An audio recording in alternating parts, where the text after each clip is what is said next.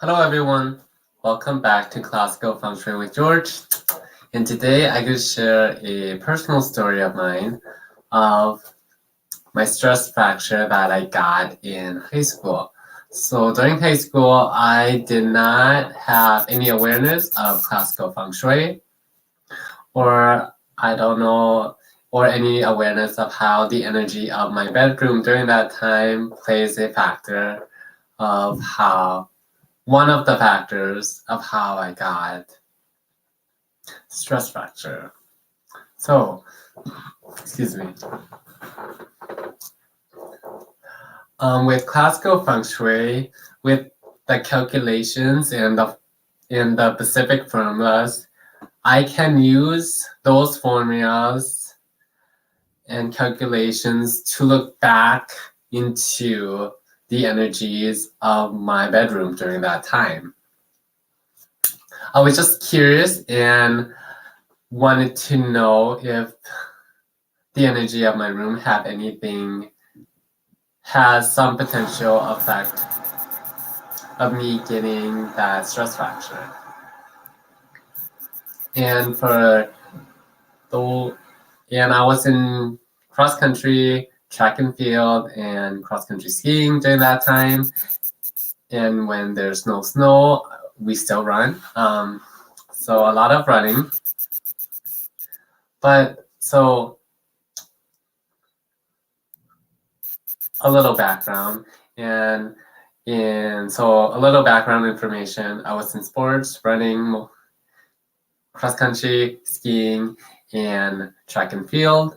And during my sophomore year of track, during the spring, I got stress fracture.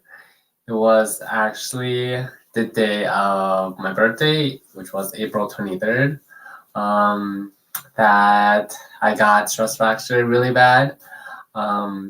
Before I thought it was shin splints because my legs was hurting. But on the plus side, I cleared starting height for pole vaulting. So I was doing pole vaulting, hurdles. I believe during that time. Well, during that time, I know I was, yeah. So during that time, I was doing pole vaulting, hurdles, and distance running, and triple jump.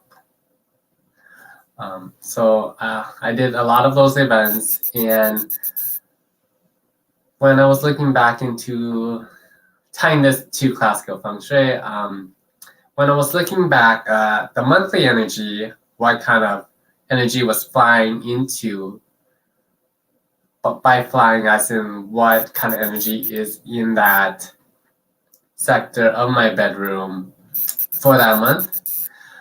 But then I also looked at the yearly energy that is residing in my bedroom as well. So when the monthly energy of April of that year and the year, and so the month of, okay, I do remember the specific date, but I had to calculate it again.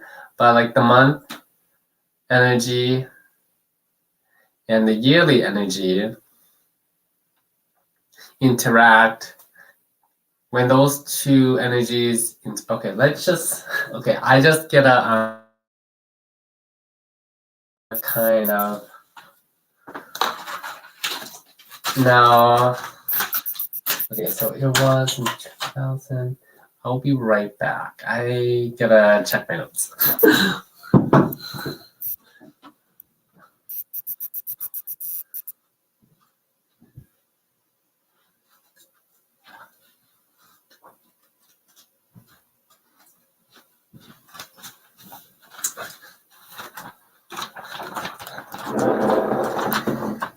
Okay, just one moment while I do these calculations.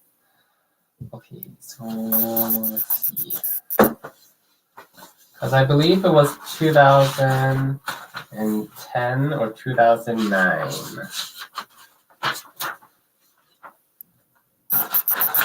2011, 2010, 2009.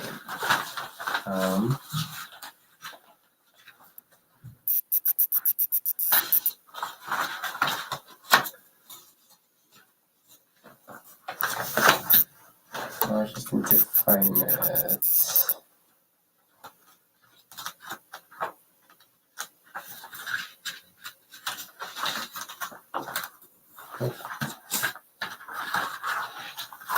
Okay, so let's see. 2009. 9.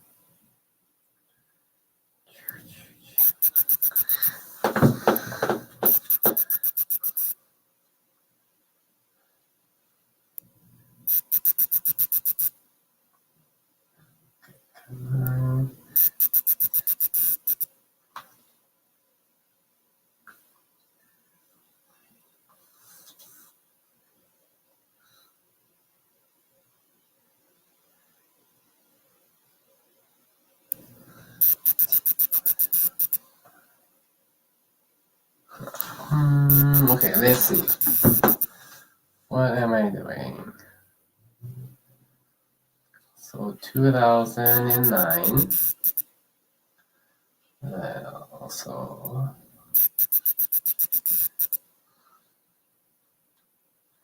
which is 9. Then 1 is 9. Which is 9.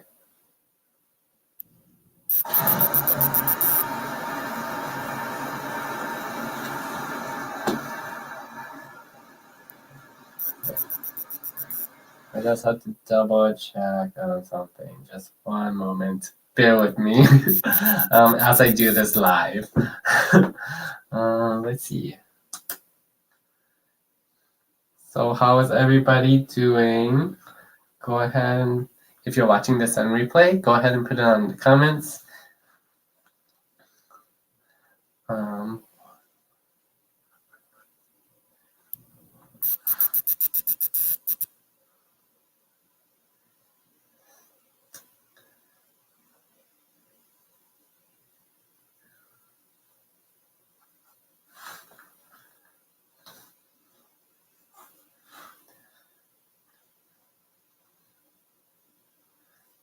I'm also doing other calculations as well, just because I just want to make sure that I remember this correctly.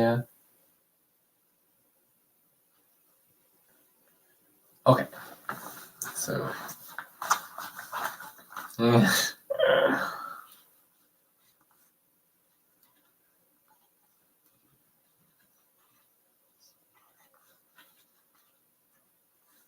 Okay, that is what I thought. Okay, so I got my yearly energy. Okay, so that yearly energy, so it was in 2009. That was during my sophomore year.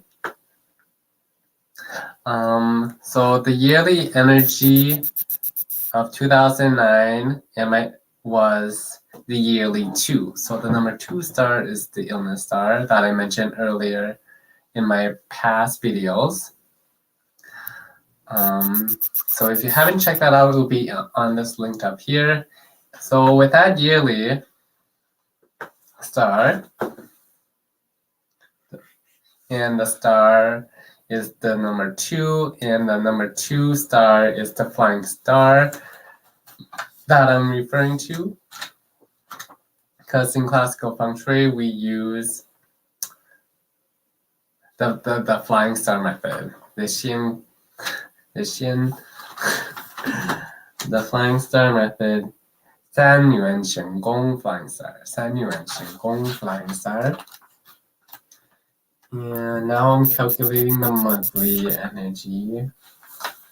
The reason why I am not sharing this part of the calculation just because it's part of the lineages of the grandmaster, and some of the formulas and calculations are like top secret. And only those who got into the schools are allowed to learn these calculations as well. And also there is, even if I give you these calculations, there's just more to it where you can possibly mess up on your calculations and have more questions when actually doing your own DIY feng shui, which I do not recommend.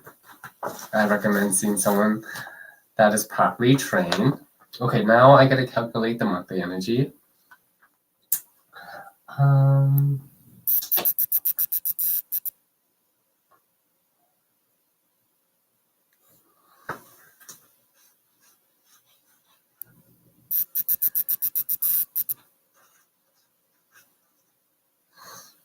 Okay, so with the monthly energy, it was the number 5 star. So the number 5 star in flying star is not a good star.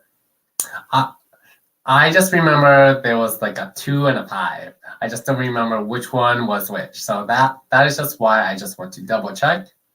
And I do love to double check my work just because I want to give you guys an accurate information.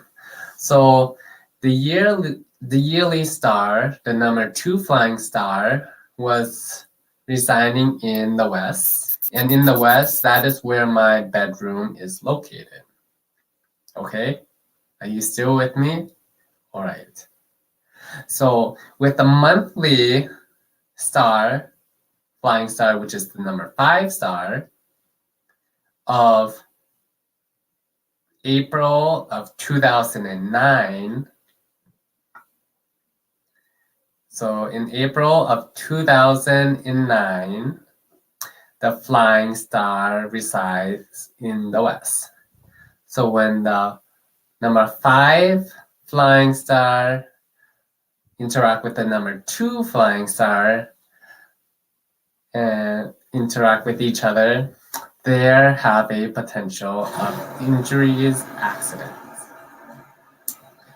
That didn't occur until like the 23rd of April, but it was still in the month of April. So all of those all during that month, I was absorbing the potential energies of accidents and injuries. And also with the number 2 flying star, the yearly star, I was also absorbing the potential energies of illness. So that 1/3, so remember, classical feng shui is just 1/3 of the whole picture of what may be happening in your current life. In this story, that 1/3 plays in the effect of how I develop stress fraction. The other 1/3, remember, is the mankind luck, person luck, which I call it, is your actions, your intentions. So with that, I was still new to running. So during my freshman year, I ran each day. I did not take any breaks just because I felt that if I take a break, I won't be as fast as before, and I'll just go back to where I started. So throughout my freshman year, I was doing pretty well in my sports. I was running every single day until I was running every single day. Until that spring when the stress fracture happened, the shin splints. Well, at first shin splints, then stress fracture. Well, then it was confirmed it was stress fracture in April. So as you can see with classical feng shui, there is specific methods, formulas, and calculations that we go through that I look at to see what kind of energies that is going on in that particular room for that particular time. And it's just interesting to see how, looking back into the energy of that time and how that plays a factor, and how that also has the potential of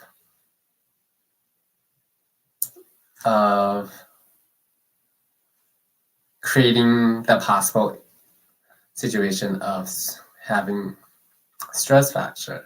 Because the mankind lack my actions, my intentions. I was running a lot, so I wasn't resting, not taking any rest days, but also I was also running with old shoes. I just didn't want to throw away my first pair of running shoes that I got. It was very nice. It was New Balance, great brand, not sponsored, but I just didn't want to let that go. So that increased my chances of getting stress fracture, just because I wasn't resting, and also I wasn't wearing a good, like, it is a good shoe, but like it's already worn out. So I didn't update my running shoes. But then on top of that, the classical feng shui, the earth energy, your surroundings, your home, the environment. When I was looking into the classical feng shui energy of that yearly energy didn't help me prevent of getting any possible illness, or has the potential of illnesses, injuries, because with the yearly number 2 of yearly number 2 flying star for 2009 was also playing a factor. And I was absorbing all that yearly number 2 flying star. Technically, it's like start in October, all the way up to April. So that is also increasing my chances of potential accidents. But when the monthly hits in April of 2009, that is when it really showed up. And also the fact, like I said before, I wasn't resting. And the stress fracture was on my left leg. And that is the left leg that I jump for pole vaulting.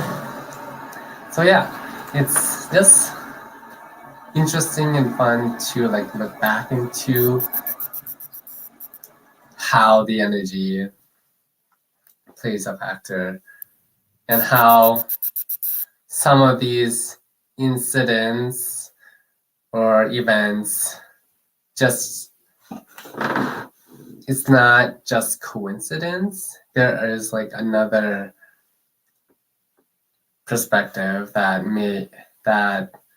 may have some influence of those events.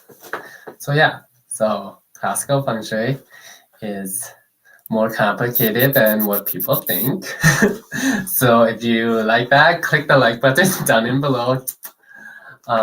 So for tomorrow for December 5th at 6:30 p.m., I could go over is having a clean house doesn't mean you have good classical feng shui energy of your home. So stay tuned for that for tomorrow, December 5th at 6:30 p.m. Central Time. And this coming week is my last week of doing the live. So today is my 95 days of going live. So 5 more days. And after that, I'll be done for this coming year. We will see what the new year will bring and see what challenge I will do for next year. So yeah, if you like this video, click that like button, share this video with your friends and family, and if you haven't done so, click the red subscribe button. Click the red subscribe button down in the link below, and stay classy with classical feng shui. Bye, 谢谢你 everyone for watching. 老公，再见。